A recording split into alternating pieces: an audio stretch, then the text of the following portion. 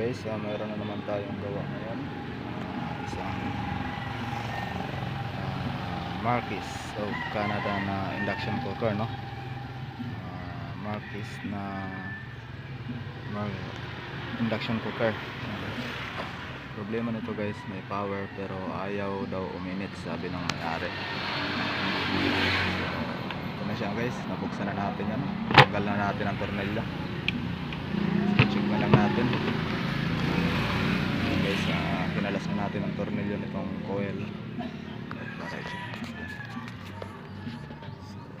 Ito yan siya. Tanggalin natin ang ating inductor coil. Panibagong gawa na naman itong induction cooker na to guys. Tanggalin natin yan. Tanggalin natin ang driver controller. Yan ang supply ng fan. Kadalasan guys, ang naging trouble dito gaya ng na-upload ko na video. Excuse me.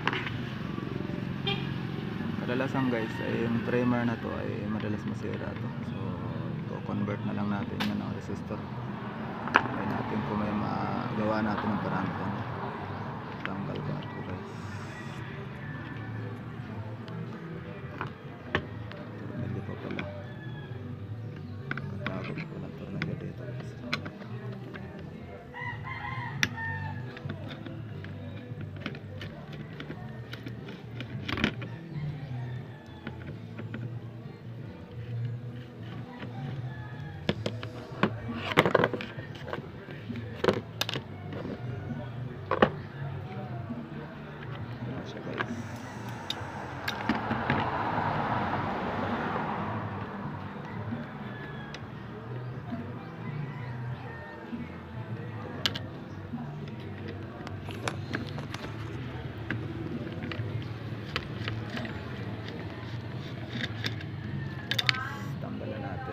Inductor coil. Pwede lang natin muna yan.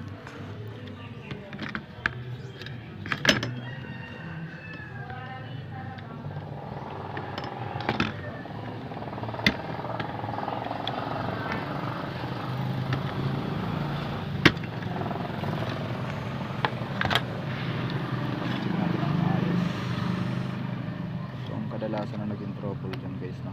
Itong trimmer na to na variable controller. So pupunta po yan sa ating diode supply, no? Bridge type dito. Ito nang galing, tumakbo dito, then pupunta yan.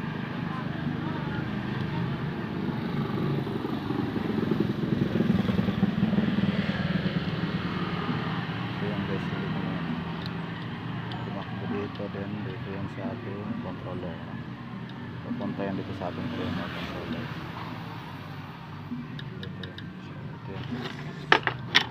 Balik pa rin natin para makita nito yan.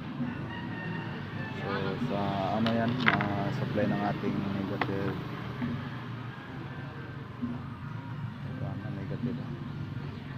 Negative supply ng ating negative bridge type diode.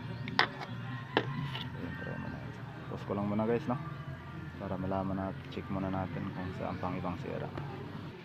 So ito na guys, na-post na natin at ang naging sira nito ay ito nga, at pinalitan na natin, no? Itong trimmer na ito na 500 ohms. So ito siya guys, oh. Napalitan na natin. So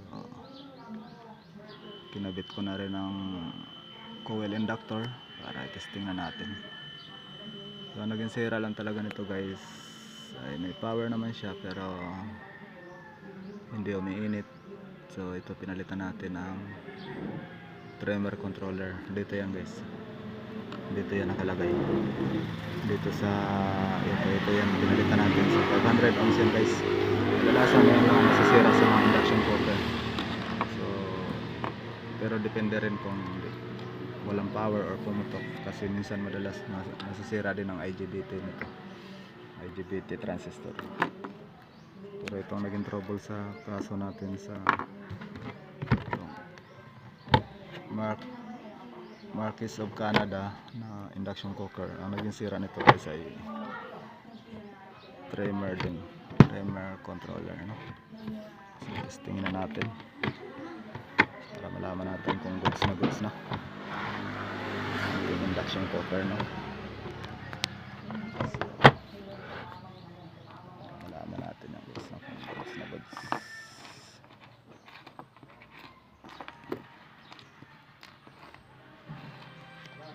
Testing natin bago natin isarado, guys.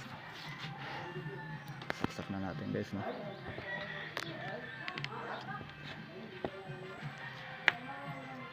Testing natin ang tubig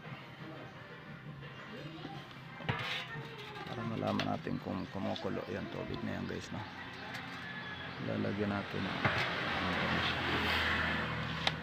guys, yung power na, then mino. Check natin ang mino, guys, for function.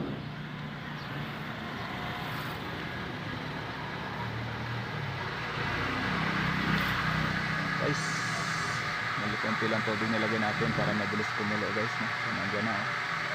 Mabilis kulo talaga. Okay, goods na, guys, no? Subscribe ng aking Facebook page, YouTube channel, guys, para maging updated tayo sa mga bagong upload na video, no? Mga idol, maraming salamat sa panonood, like and share, no? Hanggang dito na lang, guys. Goods na